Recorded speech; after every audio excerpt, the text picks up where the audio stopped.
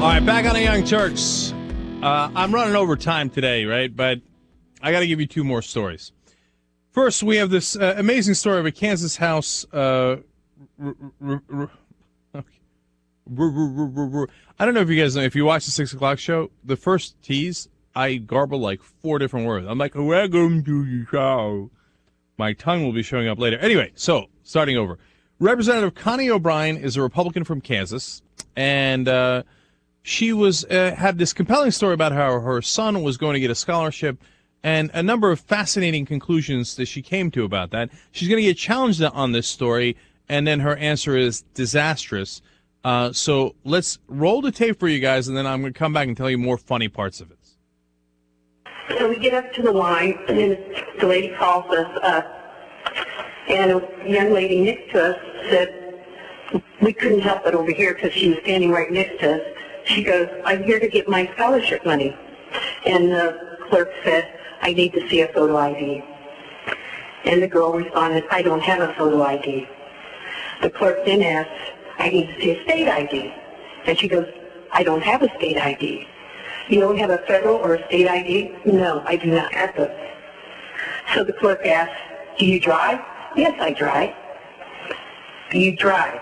Do you have a driver's license? No, I don't have a driver's license. But you drove here. Yeah, I drove here. My son, who's a Kansas resident, born here, raised here, doesn't qualify for any financial aid. Yet this girl was going to get financial aid. My son was kind of upset about it. We didn't ask the girl what nationality she was. We didn't think that was proper. But we could tell by looking at her that she was not originally from this country. So that's my testimony. Can you expand on how you could tell that they were illegal? Well, she wasn't black, she wasn't Asian, and she had the olive complexion. She could have been from Afghanistan. My son-in-law is from Afghanistan, and he has olive complexion. Disaster. Look, come on, man, olive complexion. So, how could you tell she's illegal? You haven't talked to her at all, right? I mean, you certainly didn't ask for her documents in line. Documents, right? Well, come on. She's not black. They're totally belong here, and I would never assume they're illegal. Okay, we're making progress. She's not Asian. By the way, I hate to tell you this, but there are illegal immigrants here that are Asian, okay? But apparently, no, the Asians are okay. She didn't mention white, but obviously, white's okay. Olive complexion, you know, those Mexicans and then the Muslims, both are kind of dicey to begin with, right? So obviously she must have been one of them. The assumption is absurd, right? But then she comes back and says, no, it's okay. My son-in-law also has olive complexion. Some of my best friends have olive complexion. Come on. By the way, if your son had gotten better grades, he might have gotten the scholarship. Look, I don't mean to get in your face about that, right? But it's not like this is how they decide in Kansas how you get scholarships. Who are the illegals? Let's give it to them, right? Oh, white? Oh, no, we're not going to give a scholarship. No, my guess is that they do the scholarship based on your academic performance. And by the way, there's a law in Kansas that says, look, if you were brought here and you're not legal, but you completed high school and you got the good grades and you have applied for citizenship, right? Then you can get the scholarship that you would have normally gotten with those grades, etc. And because we believe those people are going to be good citizens, and we want to encourage that. We want to have the right kind of citizens here if they're working hard, etc. It's a good law in Kansas. But people then complain. You know, my guess is that if your son had gotten much better grades, he wouldn't have to be guessing as to whether, she got the scholarship and I did. I bet she's an illegal. Look at her olive complexion. Look, I'm not even saying that she was mean-spirited about it. She probably didn't even mean to say what she said, right? And maybe I'm being too kind to her, but look, you can't make those kind of assumptions based on people's race. It's not right. And by the way, last thing on this, olive complexion. I've gone over this 100 times on the show. I don't get it. Olives are either green or they're black. If they're black, they obviously belong here, okay? If they're Asian, they obviously belong here, right? But what if because everybody says I'm olive complexion. Am I black or am I green? I don't I don't think I'm either. Jared, what are they saying? Are they saying I'm green? You know what? I'm guessing it's like somewhere with you're like tan with a green tint. It's like your tint is off on your TV. That's not a bad description, okay? When you're looking at me on your TV, it's definitely off by a little bit. So that's probably right. But one thing I know about you, JR, is you belong here because you're black, okay? Black olives. The guy behind you. Yeah, the guy behind you, little tint problem. Okay. All right. And then finally, and I'm way over here, but let me just tell you about it. South Dakota, there's a new law out. Actually, it was proposed House Bill 1171, I believe. And they came out and said if you kill an unborn child, if you prevent someone from killing an unborn child, it is justifiable homicide. So if you think somebody's going to kill a fetus, in whichever way, and you are either the mother, okay, or you are a spouse, a parent, a child, etc., you can kill the person, and it'll be totally fine. It's so outrageous. It's so unbelievably outrageous, right?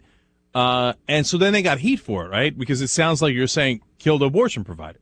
The way that it was originally written, the husband could come in and say, even if the woman agreed to it, the mom agreed she's going to have the procedure, etc., the husband could come in and shoot the doctor dead. That's it. He's gone. Okay? So they got a lot of heat for it. So then they finally changed it. And they said, all right, only if the mom kills the person trying to kill the fetus is a justifiable homicide. And then the guy who wrote the sponsor, Phil Jensen, was so disingenuous. He's like, oh, you think this is against abortion providers? Oh, really? No. I meant if somebody's coming and kicking somebody's stomach and abdomen to try to cause a miscarriage. How often does that happen in South Dakota that you need to pass a bill over it? No, the guy is a staunch abortion rights opponent. Obviously, he passed it on that. And look, I talked about it on the MSNBC show. They keep saying, oh, nobody could see it coming. Well, if you keep telling people it's justifiable, we can see it coming. Stop saying it, let alone putting it into a bill. It's outrageous. All right, that's the political hour for you guys. Anna's coming, so you better watch out, and you better tell Randy Gonzalez. Oh, right, we're back. I'm like waiting for somebody else to say it. Okay, yes, we're back on the Young Turks. All right, Casper, what's up? All right, Shauna Ford, she's an anti-immigration vigilante, has just been convicted of murder. She shot and killed a 9-year-old girl and her father, okay?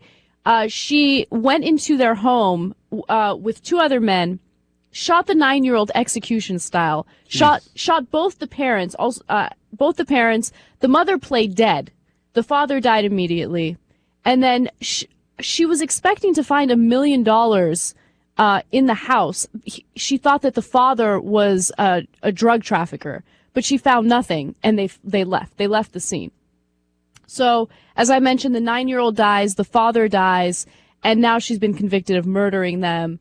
And this is just one example of this anti-immigrant hate that's, boiling in our country right now. I hear you, but it's also the incredible greed, right? Right. So this clown of all clowns makes all sorts of assumptions about these people.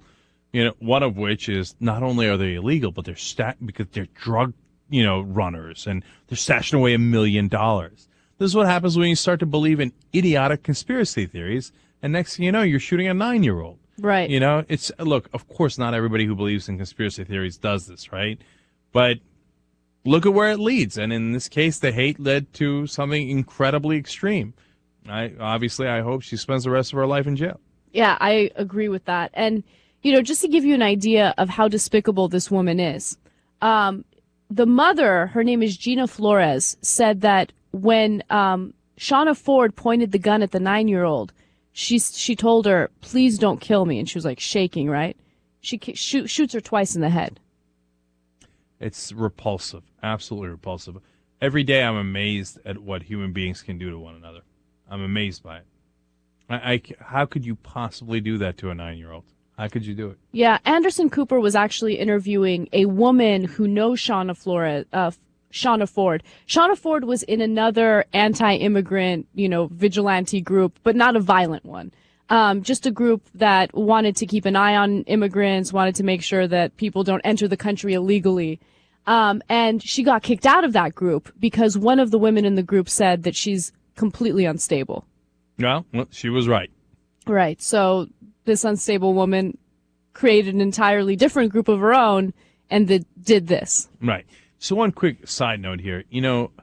During the whole Egypt stuff, or right after, the Mubarak step down, et cetera, there was a little bit of talk about how journalists handled it. You mentioned Anderson Cooper. That's why I brought this up.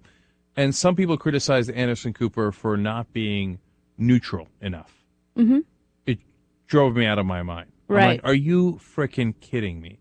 So Anderson Cooper was supposed to go there, by the way, get beat, be legitimately scared for his well-being and his crew's well-being, and actually see what happened. Yeah. Who was right and who was wrong, and watch the dictator's police and forces beat up people.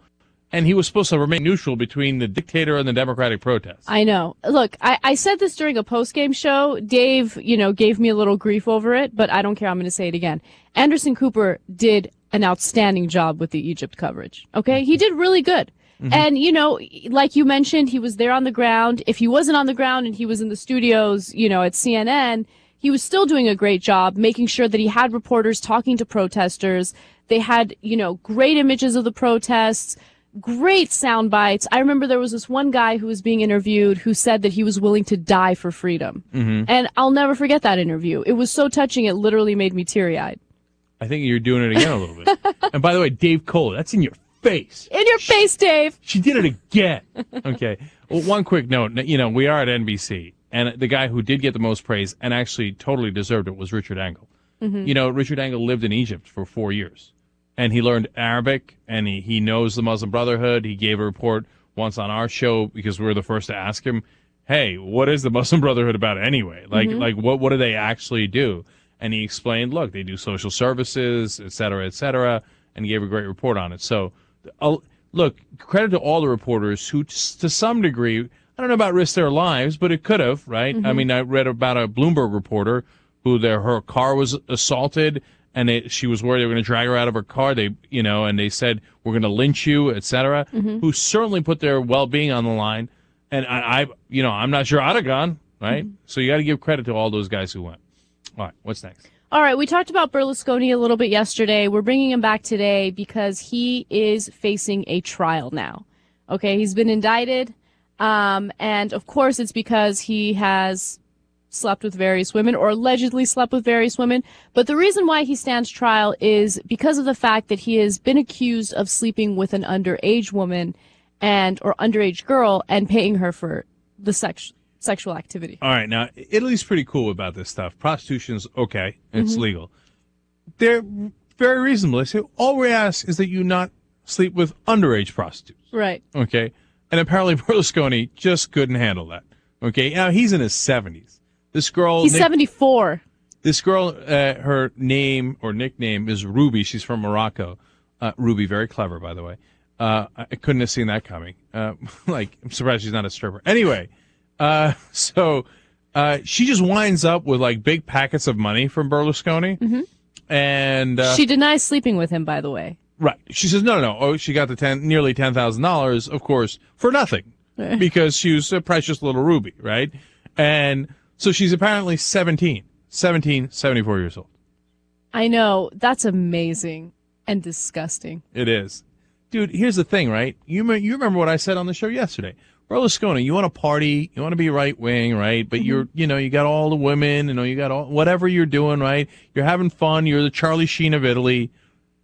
To some degree, I don't have your back on the policies because I don't agree with your policies. But I got your back on get out of his personal life. Let the 74-year-old... I mean, look, no holds barred. He's having fun, right? Mm-hmm. We asked you to do something really simple. Mm-hmm. Don't sleep with underage girls. That's crazy. Wait, what? 19 isn't good enough if you're 74 years old. I mean, dude, it's safe. 20 isn't good enough. 21 isn't. 25 isn't good enough. You're 70 freaking 4, right?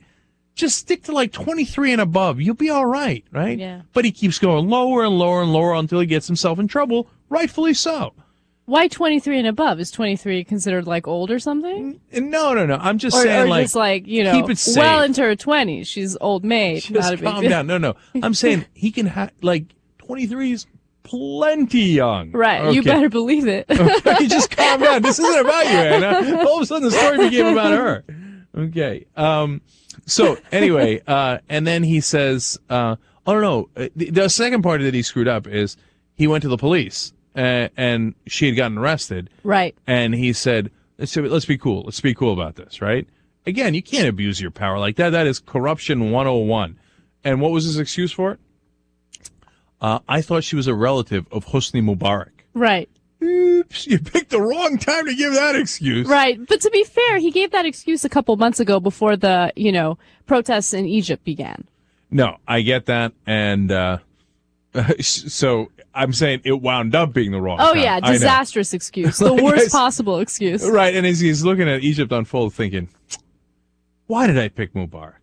Like, why couldn't I just made up any other dictator that I was trying to do a favor for? Right? All right. So that's Berlusconi. And hey, JR, are you with us? I'm with you. All right, good. Because something popped up on the screen here that made me nervous a little bit. Me too. Like that I was like, you know what? We lost this story 14 minutes ago. Like, we're still talking, yapping it up. We ain't on there. Okay, anyway. All right, so just wanted to make sure. All right, what's next? All right. The next story I want to talk about is about a 61-year-old woman in Chicago. She is set to give birth to her own grandson. Okay. I was just about to say disaster. No, it's not. It's not. It's not a disaster. This story blows my mind, okay? Because the 61-year-old went through menopause 10 years ago. No, but see, no. No. America is the biggest country. There's no country that's even big. Thank you very much. No, but it's incredible that they can do that. By the way, she's not in America, is she? She is in the United States. Oh, okay, all right. She's in the United States. First country that did this, by the way? It was South Africa. South Africa. Okay, so calm down. I was joking. But let me tell you the backstory. So it's a 61-year-old woman. Her daughter is 35 years old, but she is unable to have children, right? So this woman, her name is Christine Casey, wants to help her daughter out and carry the baby for her. So she's going to be a surrogate. What they're going to do is take her daughter's egg, son-in-law's sperm, put it together, insert it in her vag. Oh, disaster. We're back to disaster. And by giving her hormones, she will be able to have that child, conceive that child. See, I didn't know this. It turns out that you can conceive later. Right. The problem with it after you go menopause is that you just don't naturally produce hormones. Exactly. The hormones are the problems, but doctors can give you hormones now. So when in you a get number the hormones, of different ways. You're back in business. You're back in business. Heat up the oven. And what I also didn't know, the uterus continues to respond to the hormones. So your uterus is always good regardless of how old you are. Ah, that's good to know. It's always useful.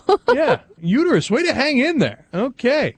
I didn't know the uterus was that tough. Okay. No, but this story is so incredible because, of course, I do want to note that there are risks. At 61, if you have high blood pressure, you're going to run into problems. Christine Casey has already ran into problems with her liver, but doctors say that they have that under control. So it's extremely risky. Now, that being said, I went from being a little concerned about not having a child in time to not being concerned at all. Oh, you're crazy. I'm going to wait until I'm like 50. No, that doesn't make sense either. I'm joking. I'm joking about 50. Of course, 35, 40. The egg and the sperm matter too. The Right. age of the person giving the egg and the sperm matter because that goes towards the health of the child, right? Right. And then so just because you're 68 and your uterus is still working, you can't be like, I got news for you. Okay. So don't do that. But in this case, of course, the other concern is, it always happens with surrogates, will the carrier bond with a kid, but it's the grandma, so It's actually a win for everybody. She wants to bond with the kid anyway. And she's like, believe me, I don't want to take care of it. Yeah, at 61, you don't want to have I mean, most people would not want to raise another child. So, it is a win-win situation. That child is still going to be in her life. It's her grandson. Right. She's like, look, I already have 3 kids. I don't need any more. Yeah. She's like, at the minute it comes out, how about it, Hoss? Yeah. Okay. Hey, look, modern technology for the win. For the win. Okay. All right. The mail order bride business is booming. Oh, thank God. No, but this is incredible. Over the past decade, mail order bride marriages have doubled. Doubled. Okay. So They think it has something to do with the recession or not the recession? it has zero to do with that. Nothing. No, people just finally figured it out. They're like, oh, I can go online and order a really hot Russian? I jump in it. Yes. Okay. So there is a website known as A Foreign Affair, and what they do is Very clever, foreign affair. I see you. so they offer women from Russia, Ukraine, Colombia, and the Philippines. And Nice what they variety. Okay. You can go a little Asian, you can go a little Latin American or Russian. What they do is they set up these parties, right, where there are 200 women and about 20 men. Oh. Foreignaffair.com for the win. And then, okay, we're going to show the video, right? Yeah, we do have a video. Okay, so when you're watching the video, look at the dudes and look at the chicks, and you'll see exactly why business is booming. All right, let's do it. Searching for love on the other side of the world. Well, the next tour to Colombia is going to be Barranquilla. The calls from single men are pouring in at A Foreign Affair, an international matchmaking company based in Phoenix. All we do is introduce people on a global scale. We don't care about geographic boundaries. And interestingly enough, founder John Adams says the recession has given his business a boost. Business is good. Business is good. People are always looking for love. Adams says when times get tough, single men tend to reevaluate their priorities, and love moves to the top of that list. They start looking at what's really important. They understand that relationships and people are much more important than materialistic things. And so I think that's when they start looking for ways to find that right person. The company's website is filled with seductive photos of beautiful young women from around the world: Russia, Ukraine, Colombia, and the Philippines. These are the newest profiles that are added. All of them ready to say "I do" to an American man. And on this Valentine's Day, more and more men are saying, forget the flowers, book me a flight. The company does all-inclusive trips abroad where customers enjoy all-night parties filled with foreign women, lots of them. We call them socials, where if there's, say, 10, 15, 20 guys, there'll be 150, maybe 200 women. And everybody gets to meet everybody very quickly. That's the whole idea. And these so-called mail-order marriages are on the rise in this country right now. According to one nonprofit group, the number has more than doubled over the last decade or so. Are you taking me or I'm taking you? Larry Jones met his wife Maria during a trip to Russia 15 years ago. I think we make a good team. But when she first moved to the U.S., it was certainly an adjustment. Some mornings she'd wake up and she'd begin speaking Russian to me. Today, Maria works as an attorney here in the Valley. Her husband is an engineer, and they have a teenage son together. I love him so much because he has a lot of great values. He loves me a lot. I love him back. Oh, schmoopy boopy. Okay. Okay. That, by the way, is like 12% of the cases. No. I'm not even going to give them that much. I'm going to say 2. No, look, part of me wants to say, oh, this is great. I mean, that was such favorable media coverage, right? Oh, yeah. I mean, it was like a big advertisement. Oh, you couldn't buy a bigger ad for that. Are you kidding me? The minute forget the Russian lady 15 years later. Actually, that's a little schwang wang wang because she put on some weight.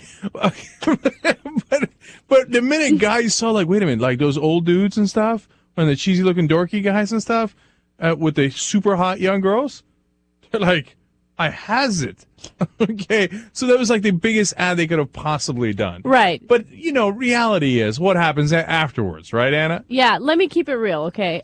It sounds too good to be true. I try to put myself in a male's shoes and decide whether or not I would pay thousands of dollars for this type of service. So I did a little bit of research to figure out what people are saying about it. Reviewers are saying scam.